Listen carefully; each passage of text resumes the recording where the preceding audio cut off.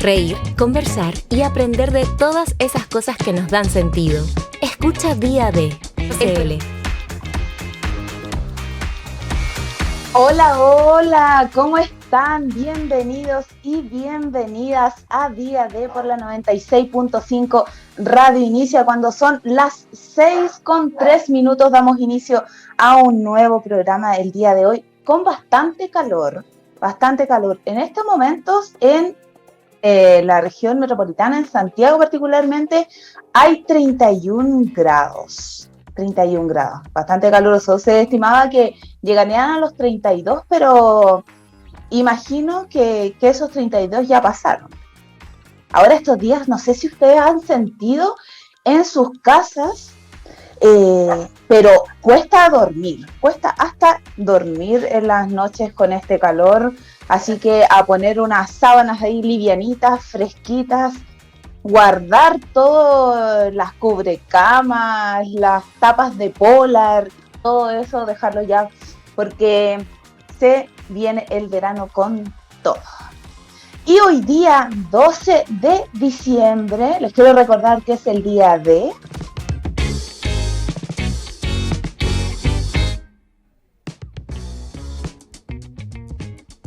Día Internacional de la Neutralidad. Y es que el 12 de diciembre fue la fecha propuesta por Turkmenistán ante la ONU para que se celebrara este día, principalmente porque este país se ha declarado como un estado permanentemente neutral, lo que quiere decir que no entra en conflictos bélicos con ninguna otra nación del mundo ni apoya a quienes lo hacen, sino que prefiere quedarse siendo un mero observador de los acontecimientos. Pero ¿qué es la neutralidad? La neutralidad es un derecho que no solo poseen las naciones, aunque en el caso de la ONU, tener claro que los países pueden decidir mantenerse al margen y que su postura sea respetada permite que este órgano rector gane y mantenga un cierto nivel de confianza por parte de los habitantes del mundo y logre la cooperación de todos los miembros, a pesar de que el punto a tratar sean situaciones políticas muy cargadas. Y para empezar este día de informado o informada, vamos a revisar a continuación los principales titulares del día de hoy.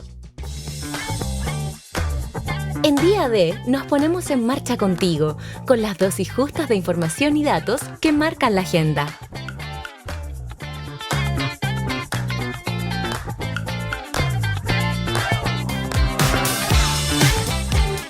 Y este lunes volvieron a marcar sobre los 31 grados la temperatura acá en Santiago, sumando así su 10º día de ola de calor. Si las altas temperaturas se mantienen, se podría romper una marca que data desde el 2015.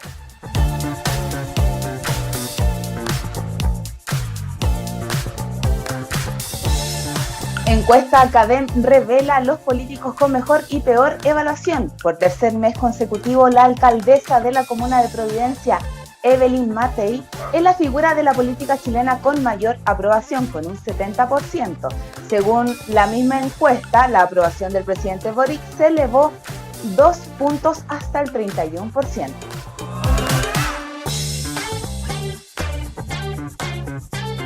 Incendios forestales críticos van desde Valparaíso a Maule y suman 3.338 hectáreas consumidas. Un informe entregado por CONAF dio cuenta de los incendios forestales considerados más críticos, los que se encuentran en la región de Valparaíso, Metropolitana, O'Higgins y el Maule.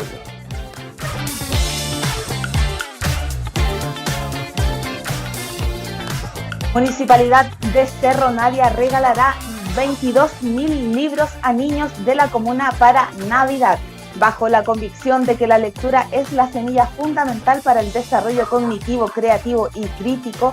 Nació en 2019 la inédita iniciativa de cambiar los clásicos juguetes por libros que potencian la imaginación y el conocimiento.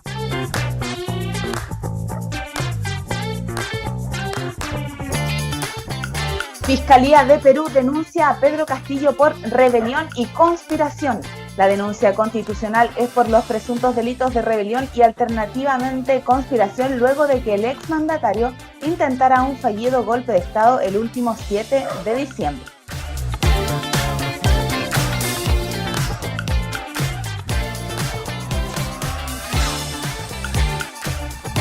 Estados Unidos anuncia ya el santo grial de la energía carbono neutral que permitiría abastecer casas por siglos. El hallazgo supone un hito, pues representa el resultado de más de 7 décadas de investigación científica en el área.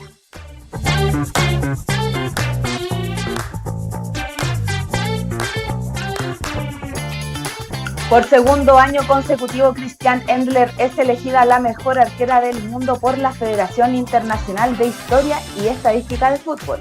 La capitana del combinado nacional, al igual que en el 2021, fue elegida como la guardametas de mejor rendimiento a nivel internacional, superando ampliamente en puntaje a sus contendoras.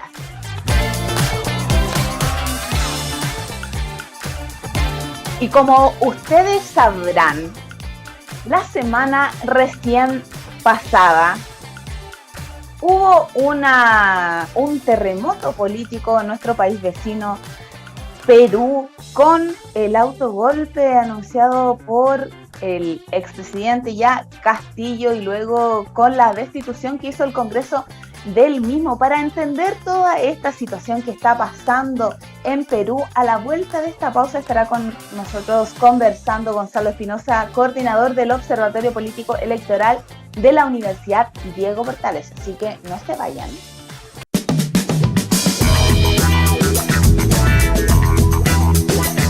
Conversaciones en profundidad, con personajes que tienen mucho que decir y vale la pena escuchar. Los mejores datos entregados por sus propios protagonistas. La entrevista en Día D. Ya estamos de vuelta cuando son las 6:14 acá. Día D, y como estamos adelantando, el 7 de diciembre recién pasado pasará a la historia en Perú por el fallido autogolpe del ex ya mandatario Pedro Castillo, al mismo estilo del presidente Alberto Fujimori, que el 5 de abril de 1992. La diferencia está en este caso es que Fujimori tuvo de su lado a las Fuerzas Armadas y un partido político para mantenerse en el cargo hasta el año 2000, mientras que en el caso de Castillo no solo le dieron la espalda a los militares, sino también sus propios ministros, quienes fueron renunciando minutos después de que el expresidente anunciara la repentina disolución del Parlamento y terminara en cuestión de horas preso. ¿Qué es lo que pasó aquí? ¿De dónde se inicia todo este conflicto? Para hablar de esto en detalle, ya está con nosotros el coordinador del Observatorio Político Electoral de la Universidad Diego Portales, Gonzalo Espinosa. Bienvenido, Gonzalo, Día D. Hola Maca, muchas gracias por la invitación nuevamente. Gracias a ti por estar con nosotros. Gonzalo, ¿por qué es que el exmandatario Pedro Castillo anuncia que va a disolver el Congreso? ¿De dónde sale esto?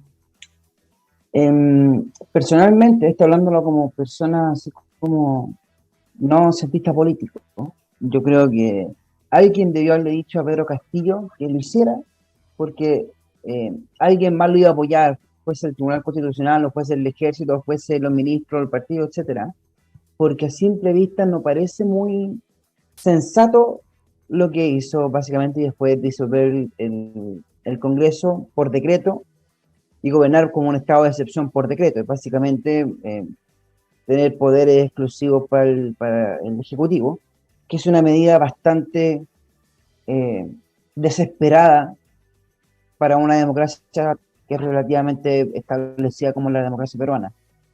¿Por qué lo hizo? La razón principal es probablemente porque Pedro Castillo estuvo envuelto sigue estando envuelto en muchos casos de corrupción.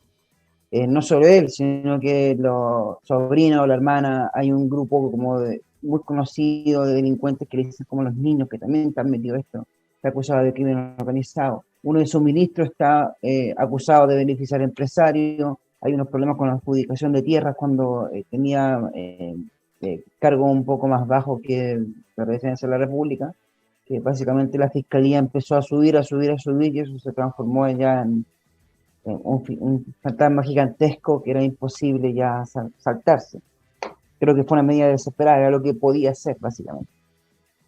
Y el hecho de que el Parlamento haya procedido a destituir al presidente Pedro Castillo mayoritariamente por permanente incapacidad moral, ¿esto va de la mano también con la corrupción? ¿O esto, el hecho de que haya anunciado la disolución del Congreso fue la gota que rebalsó el vaso en este caso? A ver, o sea, el Congreso ya tenía programado el proceso de destitución de Pedro Castillo. Eso estaba programado que, 2 días después de lo que realmente ocurrió, que fue el 7 en día 9.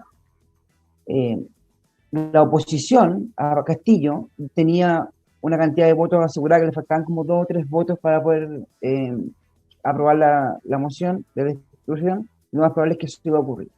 Eso fue lo que desencadenó lo que terminó haciendo Castillo. Si la permanente incapacidad moral va a depender de sus grandes casos de corrupción o por el hecho de que se hizo un autogolpe, porque básicamente fue un golpe de Estado, básicamente lo que intentó hacer, yo creo que da un poco lo mismo ya a esta altura. O sea, que creo que la permanente incapacidad moral ya está dictada y va a hacer que Pedro Castillo entre en el ostracismo puro y duro. Estamos conversando con el coordinador del Observatorio Político Electoral de la Universidad Diego Portales, Gonzalo Espinosa, sobre lo sucedido la semana pasada en Perú y lo que se viene también para nuestro país vecino. Gonzalo, ¿se considera un suicidio político el acto de Pedro Castillo de intentar disolver el Congreso? Yo creo que más que el suicidio, o sea, que básicamente un suicidio, pero es como un harakiri, eso que hacen los japoneses, que era como lo último, si no tengo que suicidarme por honor. Bueno, eso fue lo que pasó. Creo que Pedro Castillo tenía 2 opciones, que era o salir de ser destituido, renunciar, que era la otra opción, y enfrentar sus casos de corrupción nomás, como por el proceso legal de la justicia, o hacer esto que es básicamente ya una ansiedad por el poder profunda, que es tratar de conservarlo a toda costa, a pesar de que eso traiga muchas mayores consecuencias. Y que Pedro Castillo está enfrentando literalmente, esto es rebelión contra la patria, o sea, está enfrentando penas de cárcel, pero efectiva, así, ya no por corrupción. O sea, creo que una de las cosas meramente normal, o que se ha normalizado en Perú, es el tema de la corrupción política. Los últimos, o sea, Perú, hay que pensar que Perú ha tenido 6 presidentes en los últimos 4 años. Y Kuczynski que salió por corrupción, Vizcarra estuvo más o menos estirado, lo acusaba mucho de corrupción. Presidentes anteriores, o sea, hubo un suicidio literal, que fue el suicidio de Alan García. Bueno, para hablar de Fujimori básicamente era un dictador, se robó mucha plata. Así que, suicidio político, más que eso, creo que fue básicamente caer en el olvido, llamada. No sé cómo llamarlo, básicamente, lo que terminó haciendo, pero Igual desde el principio hay que considerar que desde que fue elegido Pedro Castillo como presidente de Perú recibió constantemente críticas y constantemente renuncias de su ministerio.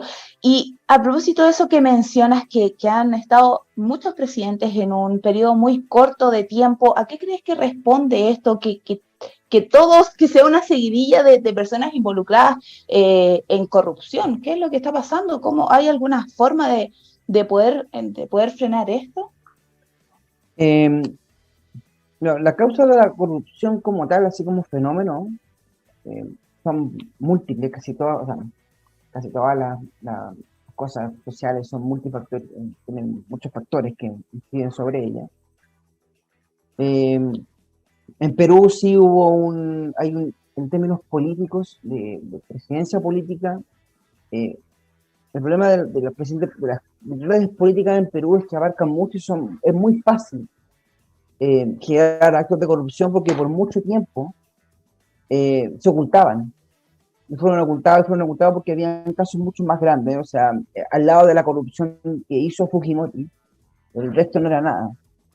El problema es que después Fujimori se empezó a olvidar y estas cosas empezaron a salir. Todos los presidentes han tenido casos de corrupción. ¿Por qué se da? No te podría dar una pregunta específica en este momento, pero sí, a la siguiente vez que me invité podría dar la respuesta. lo cierto es que Perú, lo más probable es que los próximos ministros, o sea, los próximos candidatos sigan siendo acusados por casos de corrupción, porque se volvió más como una cultura.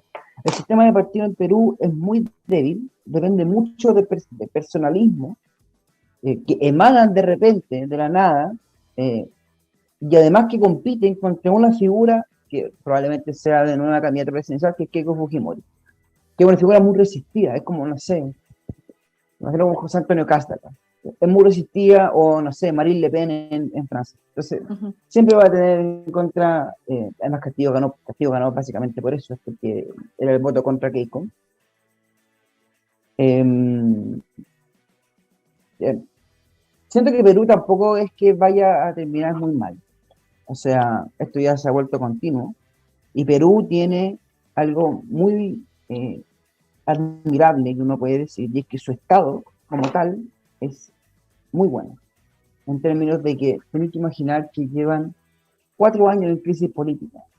6 presidentes diferentes, y aún así siguen siendo un país que crece, que aumenta la inversión extranjera, que baja la desigualdad. Y eso se debe básicamente a que se construyó un Estado con personas, como un aparato estatal burocrático muy bueno. O sea, que la gente que trabaja en el Estado, en puestos directivos que toman decisiones importantes, son gente que es elegida bajo mecanismos de alta administración pública, o sea que se eligen por concurso público, no son designados por Teo. Cosa que ha hecho que Perú siga manteniendo un mecanismo estable a pesar de todos los actos de escándalos políticos que hay. Gonzalo, hace pocas horas Pedro Castillo allí se dio a conocer una carta escrita a mano por él mismo, en donde asegura que no descarta un plan maquiavélico dirigido por la señora fiscal de la Nación, el presidente del Congreso y la señora Dina Boluarte. ¿Qué opinas de esta carta? Opino que el paso como a seguir que tenía Pedro Castillo, o sea, el problema de salir en televisión abierta diciendo lo que dijo es que la única forma de enfrentar esto es decir que alguien lo obligó a hacerlo. Es más, creo que salió la noticia de que había dicho que se tomó una agua, como que lo atontó, y que lo llevó a decir esas cosas. Entonces es como el único paso que tiene. No sé si tiene mucha más defensa, más allá de como de bajarle un poco no sé, lo complicado que fue el problema. O sea, pero aún así hay gente que, parte del pueblo peruano, que lo está apoyando. De hecho, se vieron bastantes manifestaciones el día de ayer que dejaron a 2 muertos y de hecho tomaron 50 rehenes, y muchos de ellos también acusaban, o sea, estaban en contra de esta destitución del presidente. ¿Qué te parece a ti que aún con lo sucedido haya gente que siga apoyando al exmandatario? Esos son procesos de lealtad que uno tiene con su líder político. O sea,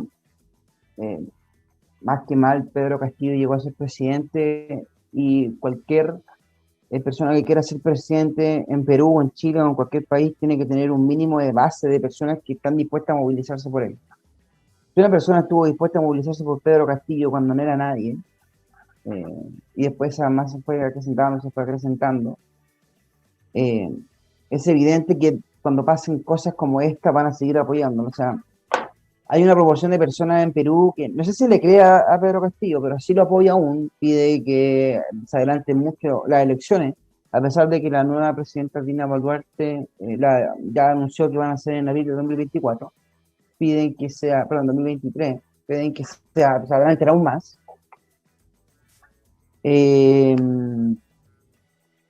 O sea, van a seguir habiendo movilizaciones hasta que, o sea, movilizaciones así de violenta, por lo menos hasta que pase algo con Pedro Castillo que puede ser su liberación, cosa que dudo, profundamente, que lo liberen. O al menos salga a hablar. No estoy muy seguro que puedan hacer con Pedro Castillo, como, no sé, arresto domiciliario puede ser, algo así, como para que baje un poco el nivel de la manifestación. La otra cosa que puede bajar el nivel de manifestaciones ya es básicamente la represión pura y dura, que no creo que le convenga a un gobierno que no tiene la legitimidad como el gobierno que tiene Dina Boluarte. Y en otras ocasiones hemos hablado contigo también de que en general, tanto en la economía como en la política, hay un péndulo, ¿cierto? Que va de un lado a otro. ¿Y qué pasaría en este caso con, con el lado político? Porque ya conocemos ya que Pedro Castillo es directamente ligado a una izquierda más revolucionaria. ¿Qué pasaría ahora? ¿Se potenciaría la imagen de la figura de Keiko Fujimori? ¿Aparecerían nuevos líderes? Considerando que no quedaría nada, si se respeta que fuese en abril las elecciones, no quedaría nada para poder hacer campaña. ¿Qué se le esperaría entonces al pueblo peruano? Bueno, aquí hay un par de referentes todavía, como por ejemplo el antiguo presidente Francisco Sagasti, que es como una persona como muy respetada dentro de los círculos políticos en Perú. Por eso mismo fue el que asumió después de la destitución de Martín Vizcarra. No estoy seguro de que él quiera, pero puede ser una opción. No estoy seguro tampoco de que Keiko Fujimori saque algún provecho de esto, más allá de tener una opción de ser presidenta en un tiempo más. El problema es que yo te estaría mintiendo si es que dijera algo más de lo que te dije ahora, porque el sistema político peruano es un sistema que es extremadamente impredecible, porque por ejemplo Pedro Castillo, antes cuando se destituyó Martín Vizcarra, nadie pensaba que Pedro Castillo podría ser presidente. O sea, tenés que pensar que Pedro Castillo era una suerte de Eduardo, ay, no me acuerdo el apellido del candidato presidencial. Pero bueno, de Eduardo Artés, perdón, de Eduardo Artés. Imagínate. O sea, que en un momento para otro, en un par de meses, Eduardo Ortega agarre la popularidad necesaria para derrotar a José Antonio Kast, era básicamente lo que pasó en Perú hace un año atrás. Entonces, no te podría decir qué es lo que va a ocurrir en abril, porque puede salir cualquier personaje que puede ser bueno o puede ser malo. Esperemos que sea más bueno para los hermanos peruanos que malo. Y bueno, ser presidente. O presidenta, ahora que tenemos la presidenta peruana, Dina Boluarte. Gonzalo Espinosa, coordinador del Observatorio Político Electoral de la Universidad Diego Portales, muchas gracias por estar conversando con nosotros en día de y que tengas una bonita semana. A usar bloqueador, hidratarse. Es verdad, muchas gracias, Maca. Nos vemos, que estén muy bien. Chao. Y nos vamos ahora a una pequeña pausa musical a manos de Feñita y vamos a volver porque vamos a hablar de todo lo que ha pasado el fin de semana y la semana pasada en el Mundial, porque hubo muchas sorpresas y frases ahí que quedaron para la historia. Así que los esperamos a la vuelta de esta pausa. Y estamos de vuelta en día de cuando son las 6:38, día caluroso, como ya lo veníamos diciendo. En este momento hay 31 grados en la región metropolitana y se vienen casi todos los días así, arriba de 30 grados para que usted se proteja. Recuerde evitar los golpes de calor y para poder evitarlos hay que tomar agüita antes de sentir sed para no deshidratarse. Y les informo que a esta hora Transporte informa alto flujo vehicular en algunos puntos de la ciudad, en Vespucio Norte al oriente entre Pedro Fontoa y Parque del Recuerdo, Vicuña Maquena al sur entre Mirador Azul y Avenida Vespucio, y Avenida Los Espejos al poniente entre General Velázquez y camino a Melipilla. Y también atención, porque hay restricción de pista izquierda y central en la ruta 68 hacia Valparaíso, en la altura de Metro Pajaritos, debido a un procedimiento por una colisión entre vehículos. Asistencia vial y carabineros ya están en el lugar, así que hay tránsito lento para que usted tenga paciencia. Siempre hacemos un llamado a no desesperarse y no tocar la bocina. Y ahora vamos a revisar junto a nuestro querido Feñita, que no solo es un radiocontrolador, sino que este chico es músico. Se viene nuevo programa, un nuevo programa que va a hablar de música, pero de una manera bastante particular. Y además, a Feñita lo pueden encontrar los días, Feñita, si me lunes y sábado, de 12 a 1 de la tarde.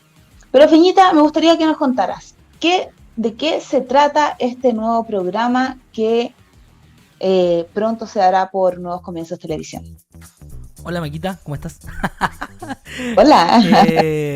Mira, es un programa que finalmente busca mostrar la parte B de los artistas, como la parte lúdica, conversar, tener unos momentos de entretenimiento. Esa es como la idea principal, ¿cachai, no?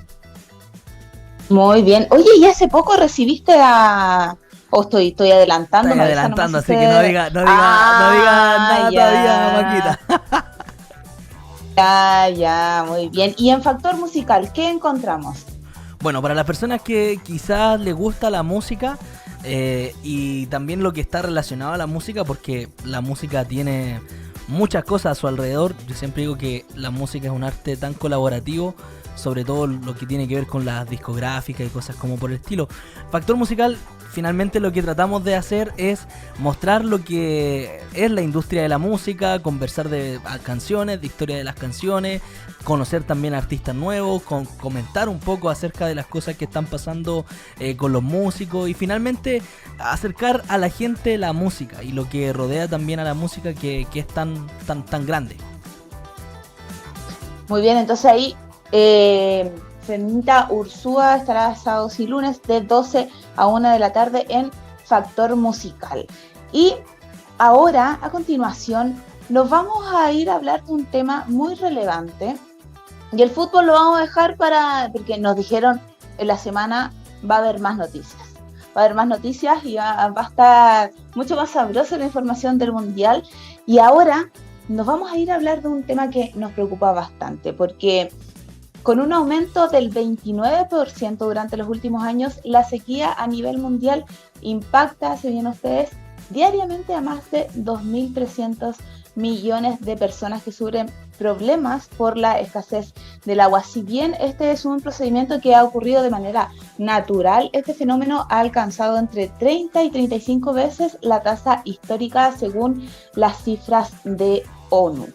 Y hoy, en día de, vamos a conversar con la diputada independiente, integrante de la Comisión de Recursos Hídricos, Camila Monzante, que esta comisión tendrá por objeto asesorar al presidente de la República en los temas referentes a la política y las transformaciones institucionales para avanzar en este proceso de transición hídrica justa. Ya está conectada con nosotros Camila Monzante. Le damos la bienvenida, diputada Día de.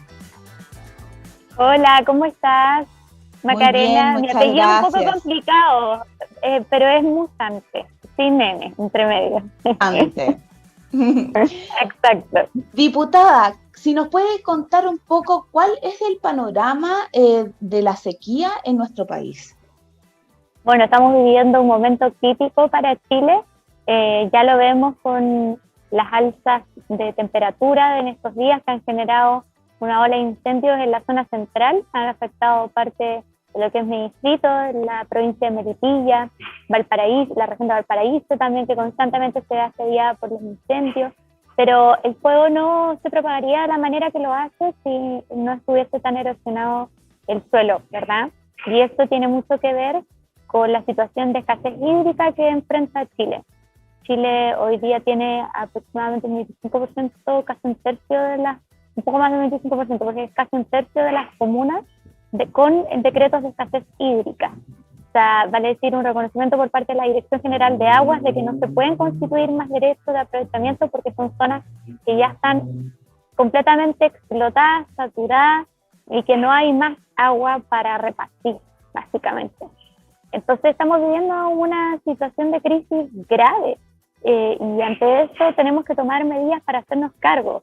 los incendios son una consecuencia también de la escasez hídrica, de la erosión de los suelos, que se produce también por una situación de escasez, de crisis climática, pero también tenemos comunidades hoy día que están sin agua, que viven la dura realidad de los camiones alquiler o que simplemente no tienen agua para tomar y no tienen dinero para poder comprar. Así que yo creo que estamos ante un escenario complejo y difícil que requiere que tomemos medidas de cambios estructurales en lo que tiene que ver con la regulación de las aguas. Diputada, esta realidad también ocurre, bien como lo decía usted, por una combinación de variaciones climáticas como la sequía, inundaciones prolongadas y actividades humanas. Pero también están las prácticas inadecuadas agrícolas, la deforestación y también están las malas prácticas de riego. ¿Qué se está haciendo a nivel gubernamental para mitigar esta situación? Porque claramente se es conocido las causas de la sequía. O sea, estamos viendo también lo que ocurre en Petorca con sus pobladores y es algo que es sabido. ¿Qué concretamente se está haciendo y cómo usted como parte de este comité va a ayudar a mitigar esta situación? Bueno, se va a presentar un plan por parte de la Dirección General de Aguas, que depende del Ministerio de Obras Públicas, para reformar el sistema, o más bien la gestión hídrica en Chile, a través de los llamados consejos de cuencas, porque varias de las prácticas que tú mencionas que tienen que ver con la administración de las aguas a nivel agrícola, sobre todo de la agroindustria, el robo de las aguas, que sea por particulares o que sea de manera industrial, los usos que no están autorizados y que finalmente generan estas situaciones de sequía, la deforestación también.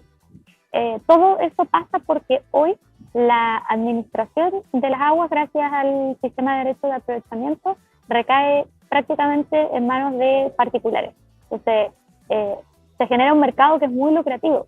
Hay un mercado negro hoy día de los derechos de aprovechamiento de las aguas, eso es algo de lo que nadie está hablando, pero tenemos un problema real con que los particulares sean los que finalmente están administrando las aguas en Chile, y eso es porque está establecido el derecho de aprovechamiento como tal. Y ante eso, lo que nos ha planteado la Dirección General de Aguas a la Comisión es la creación de un sistema de gestión de cuencas, donde sea la misma comunidad junto con los organismos de la Administración del Estado los que corresponden, por ejemplo, la misma Dirección General de Agua, de OH, etcétera, ¿sí? Como los distintos organismos competentes, más la misma comunidad, quienes pueden tomar decisiones sobre la gobernanza del agua.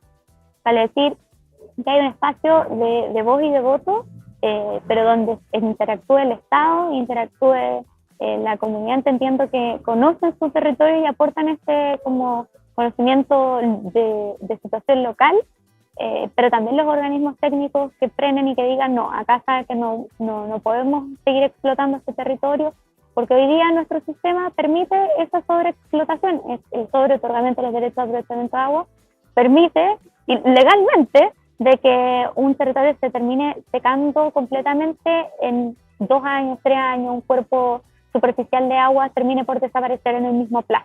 Entonces, esas son las medidas que nos han presentado, bueno, dentro de otras, pero yo creo que esa es fundamental porque tiene que ver con la gobernanza de las aguas, que nos ha presentado el gobierno en la Comisión de Recursos Hídricos, y yo creo que también necesitamos ser más duros, entendiendo que acá el robo de agua, si bien está penalizado gracias a la modificación del Código de Agua, hay que empezar a aplicar esas penas.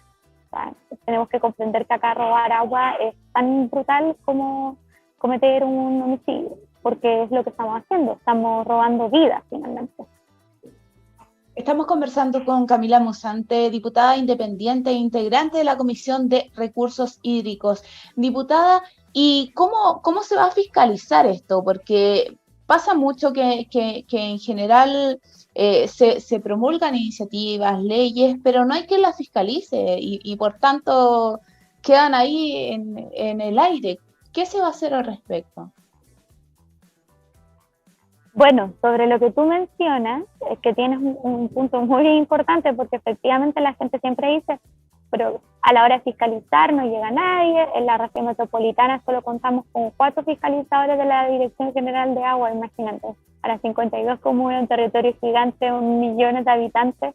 Entonces, obviamente, quienes fiscalizan, hoy día en números no son suficientes, y eso siempre es una traba. Lo que creemos como imputación es que también muchas veces es la misma ciudadanía la que plantea soluciones a la hora de los robos de agua, de situaciones de este tipo. Yo con esto quiero decir o relevar un poco el valor de las y los activistas por el agua, que son hoy día, mira, desde dirigentes de Comité de Agua Potable Rural, desde organizaciones nacionales. Yo pertenezco a una de ellas, el caso de Moatima, el Movimiento por la Defensa de la Tierra, de las Aguas y el Medio Ambiente, como lo son también los jóvenes hoy día, que también han dado una lucha importante en lo que tiene que ver con la recuperación de las aguas. Y ahí yo creo que hay que ponerlos en valor, en la función y la labor que muchas veces cumplen las y los activistas cuando denuncian situaciones irregulares. Yo, antes de ser diputada de la República, también ejercía una labor desde el activismo ambiental, denunciando muchas veces situaciones de robo de agua o construcciones que no están autorizadas por la Dirección de Obras Hidráulicas, por ejemplo.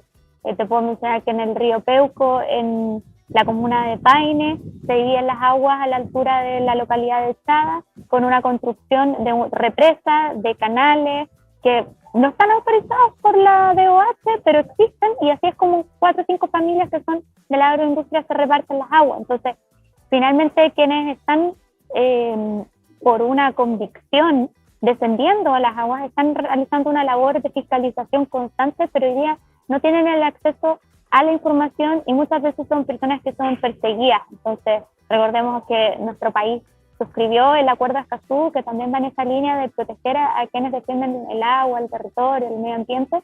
Yo creo que tenemos que avanzar ahí, porque sin disponer de recursos, más que reconocer una labor que los hechos existen y una función que los hechos cumplen, quienes defienden las aguas en sus distintos territorios, lo que estamos haciendo es generar más eficiencia para la labor fiscalizadora. Así que pronto vamos a estar presentando una iniciativa que va en la línea de lo que te estoy mencionando. ¡Ay! No te escucho. ¡Ay, sí! Diputada, le quiero agradecer por estar el día de hoy junto a nosotros conversando de esta problemática tan importante que tienen que integrar todos los actores, ¿cierto? Los actores políticos, públicos, privados y también la ciudadanía para poder mitigar esta situación. Le quiero agradecer por estar conversando junto a nosotros y que tenga bonita semana. Muchas gracias. Gracias a Radio Inicia y gracias a todos quienes nos están escuchando. Gracias, hasta luego. Y cuando son las 6:52, les voy a contar algunas curiosidades y rarezas, pero del cuerpo humano. Porque ustedes, por ejemplo, ¿sabían que un bebé tiene 94 huesos más que un adulto? Esas son algunas de las rarezas, pero les voy a nombrar las más particulares y las que llaman más la atención. Por ejemplo, que el pulgar de cualquier mano mide lo mismo que la nariz del mismo cuerpo, que es imposible tragar y respirar al mismo tiempo. 5 minutos, ustedes sabían que es el tiempo que los riñones tardan en filtrar toda sangre del cuerpo. Y además, que uno dice, ¿cómo puede medir tanto dentro de nuestro cuerpo? El intestino delgado mide más de 3 metros mientras la persona está viva, y al morir se expande y puede alcanzar 7 o hasta 8 metros de largo. Y además, para quienes han dicho, o han tirado un chiste de, me voy a morir aguantando la respiración, eso es falso, porque nadie es capaz de suicidarse conteniendo el aliento por sí mismo. Y el último dato, que aquí es una cuestión de mujeres y hombres, que las mujeres parpadeamos el doble que los hombres. Y con estos datos raros e inservibles, el día de hoy, pero raros e interesantes de escuchar, nos despedimos del día de hoy. Espero que haya sido de su agrado. Bueno, un programa distinto, lo hicimos hoy día desde casa. pero espero que aún así lo hayan disfrutado, que lleguen sanitos, sanitas a sus casas, y recuerde que estamos de lunes a viernes por la 96.5 Radio Inicia y INC Televisión. Así que los esperamos y las esperamos mañana. Que tengan bonitas semanas. Maquita, ¿te puedo decir algo? Maki, lo que pasa es que hoy día mi hija está de cumpleaños y quería saludarla. Sé que todavía no entiende, pero le quería dar un besito de cumpleaños. Que ¿Cómo se llama tu bebé? Mi Naomi Grace. Entonces quería darle un besito de cumpleaños, aprovechar que estamos en estos medios para darle un besito a mi hija que cumple un añito. Un añito, qué rico, y acá el papá Chocho, po. Saluda a Naomi, después le muestra cuando esté más grande, le muestras los videos y le muestras todos los saludos que año a año le has ido haciendo. Eso. Maquita, nos vemos, cuídate. Cariño para Naomi y para todos y todas, que estén muy bien. Chao, chao. Un lugar y un sonido que nos junta cada tarde, donde lo único que tienes que hacer es escuchar. Esto fue Día D, una mirada fresca a lo actual. Nos encontramos mañana de 6 a 7 p.m. por Inicia Radio FM e iniciaradio.cl.